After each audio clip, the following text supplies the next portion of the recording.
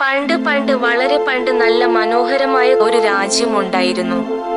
രാജ്യത്തിന്റെ പേര് മെസാറ്റോ എന്നായിരുന്നു. അവിടം ധാരാളം കാടുകളും മേടുകളും പൂക്കളും ചെടികളും കൊണ്ട് സമൃദ്ധമായിരുന്നു. നല്ല മനോഹരമായിരുന്നു ആ രാജ്യം കാണാൻ. അതുപോലെ തന്നെയായിരുന്നു അവിടുത്തെ മനുഷ്യരും. നല്ലവരായി മനുഷ്യരായിരുന്നു അവിടെ ജീവിച്ചിരുന്നത്. കൊള്ളയും കൊലയും ഒന്നുമില്ലാത്ത നല്ല സമാധാനപരമായിരുന്നു മെസാറ്റോ. ആ രാജ്യത്ത് മനോഹരമായ ഒരു കൊട്ടാരം ഉണ്ടായിരുന്നു.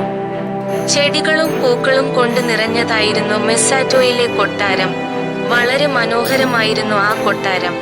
ആ കൊട്ടാരം പോലെ തന്നെയായിരുന്നു അവിടുത്തെ രാജാവും. മെസാറ്റോ ഭരിച്ചിരുന്നത് നല്ല സ്വഭാവത്തിന് ഉടമയായ ചാൾസ് എന്ന രാജാവായിരുന്നു. അദ്ദേഹത്തിന്റെ പത്നിയുടെ പേര് വിക്ടോറിയ എന്നായിരുന്നു. രാജാവ് തന്റെ രാജ്യത്തുള്ള ആളുകളോട് വളരെ നല്ല രീതിയിലായിരുന്നു പെരുമാറിയിരുന്നത്. രാജ്യത്തിന് വേണ്ടി ഒരുപാട് നല്ല കാര്യങ്ങൾ ചാൾസ് രാജാവ് ചെയ്തിരുന്നു. ചാൾസ് രാജാവിന്റെ മകളായിരുന്നു അതിസുന്ദരിയായ സോഫിയ. സോഫിയക്ക് സഹോദരന്മാരും ഉണ്ടായിരുന്നില്ല. അവൾ ഒറ്റ മകളായിരുന്നു. എന്നാൽ സോഫിയക്ക് ഒട്ടും അഹങ്കാരം ഉണ്ടായിരുന്നില്ല.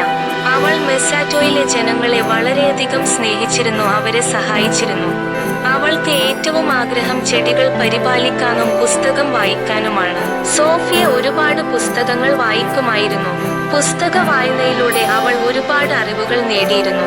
അവൾ പലപ്പോഴായി രാജകുമാരി എന്ന പദവിയിൽ നിന്ന് വേഷം മാറി സാധാരണ ഒരു യുവതിയെ പോലെ മെസാറ്റോയിലെ ഗ്രാമങ്ങളിലൂടെയും പട്ടണങ്ങളിലൂടെയും നടക്കുമായിരുന്നു. അവൾക്ക് അത് വളരെ ഇഷ്ടമുള്ള കാര്യമായിരുന്നു.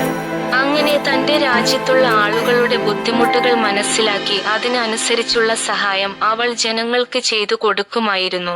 മെസാറ്റോ എന്ന രാജ്യം മരങ്ങളും പൂക്കളും ചെടികളും കൊണ്ട് സമൃദ്ധമായിരുന്നു. ഒരിക്കൽ ഒരു വൈകുന്നേരം ആളുകളെല്ലാം അവരുടെ ജോലിയിൽ ഏർപ്പെടുകയായിരുന്നു. അപ്പോഴാണ് അത് സംഭവിച്ചത്. മെസാറ്റോയിലെ കാടിന് തീ പിടിച്ചു. എങ്ങനെയാണ് തീ പിടിച്ചത് എന്ന് ഒന്നും അറിയില്ല. എന്തായാലും തീ പടർന്നു ആളിക്കത്താൻ തുടങ്ങി. മെസാറ്റോയിലെ സുന്ദരമായ ആ കാടിനെ തീ പൂർണ്ണമായും വിഴുങ്ങി. ധാരാളം കിളികൾക്ക് അവരുടെ കുഞ്ഞുങ്ങളെയും അവരുടെ വീടും നഷ്ടപ്പെട്ടു. കാട് പൂർണ്ണമായും ആ തീപിടുത്തത്തിൽ കത്തിയമർന്നു. ഒരുപാട് ജീവികൾ തീപിടുത്തത്തിൽ ജീവൻ നഷ്ടമായി.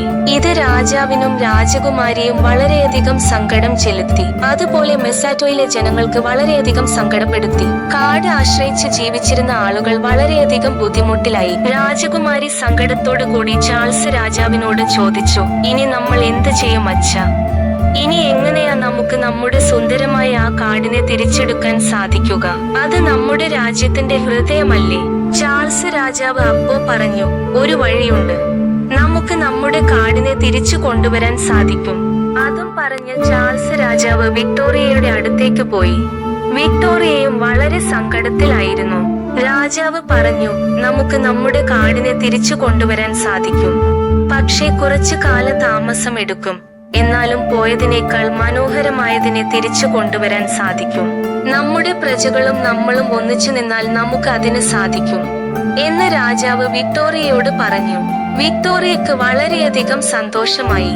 അങ്ങനെ രാജാവും രാജകുമാരിയും വിക്ടോറിയയും കൂടി പ്രജകളെ കാണാൻ കൊട്ടാരത്തിലെ ബാൽക്കണിയിലേക്ക് പോയി. ചെറിയൊരു സങ്കടം 3 പേരുടെയും മുഖത്തുണ്ട്. എന്നാലും അവർ പ്രജകളോട് സന്തോഷത്തോടു കൂടി തന്നെ അഭിമുഖീകരിച്ചു. അവർ പറഞ്ഞു, നമ്മൾ ഈ സമയത്ത് ഇങ്ങനെ സങ്കടപ്പെട്ടിട്ട് കാര്യമില്ല. നമുക്ക് ഇതിൽ നിന്ന് രക്ഷപ്പെടാനുള്ള വഴിയാണ് നോക്കേണ്ടത്. നമുക്ക് നഷ്ടപ്പെട്ട നമ്മുടെ കാട് വളരെ പെട്ടെന്ന് തന്നെ തിരിച്ചു കൊണ്ടുവരുവാൻ സാധിക്കും. പക്ഷേ എനിക്ക് അതിന് നിങ്ങളുടെ സഹായം അത്യാവശ്യമാണ്. നമ്മൾ എല്ലാവരും ചേർന്ന് നമുക്ക് നഷ്ടപ്പെട്ട നമ്മുടെ കാട്ടിൽ പോയി പുതിയ മരങ്ങൾ നടണം എന്ന് രാജാവ് പ്രജകളോട് പറഞ്ഞു. അവർ പുതിയ മരങ്ങൾ പിടിപ്പിക്കാൻ പുറപ്പെട്ടു. പ്രജകളും അവർക്ക് പൂർണ്ണ സപ്പോർട്ട് ആയി അവരുടെ കൂടെ തന്നെ മരങ്ങൾ നടാൻ പുറപ്പെട്ടു. ആദ്യത്തെ മരം രാജാവും രാജകുമാരിയും ചേർന്ന് കൊട്ടാരത്തിൻ മുറ്റത്ത് തന്നെ നട്ടു. അതിനുശേഷം രാജാവും വിക്ടോറിയയും രാജകുമാരിയും പ്രജകളും കൂടി കത്തി നശിച്ച കാട്ടിലേക്ക് പുറപ്പെട്ടു. അവിടെ എത്തിയപ്പോൾ കാടിന്റെ അവസ്ഥ ഭയങ്കര മോശമായിരുന്നു. എല്ലാ മരങ്ങളും കത്തി നശിച്ചിരുന്നു. രാജാവും പ്രജകളും എല്ലാവരും ചേർന്ന് മരങ്ങൾ നടാൻ തുടങ്ങി. കുട്ടികളും മുതിർന്നവരും വയസ്സായവരും പ്രായവ്യത്യാസമില്ലാതെ എല്ലാവരും രാജാവിന്റെ കൂടെ നിന്നു. അതിന്റെ ഫലമായി അവർക്ക് നല്ലൊരു കാര്യം തന്നെ നടന്നു. അവർ നട്ട മരങ്ങളൊക്കെ ഇന്ന് വലിയ മരങ്ങളായി തല ഉയർത്തി നിൽക്കുന്നുണ്ട്. അവർക്ക് നഷ്ടപ്പെട്ട കാടിനേക്കാൾ 10 ഇരട്ടി ഭംഗിയുള്ള കാടാണ് ഇന്നത്. രാജകുമാരി ഇടയ്ക്കിടയ്ക്ക് കാട് കാണാൻ പോവുമായിരുന്നു. രാജകുമാരി കുതിരപ്പുറത്തിരുന്ന് കാടിന്റെ സൗന്ദര്യം ചുറ്റിക്കണ്ടു. മുൻപത്തേക്കാൾ എത്രയോ മനോഹരമാണ് മെസാറ്റോയുടെ ഇപ്പോഴത്തെ കാട്.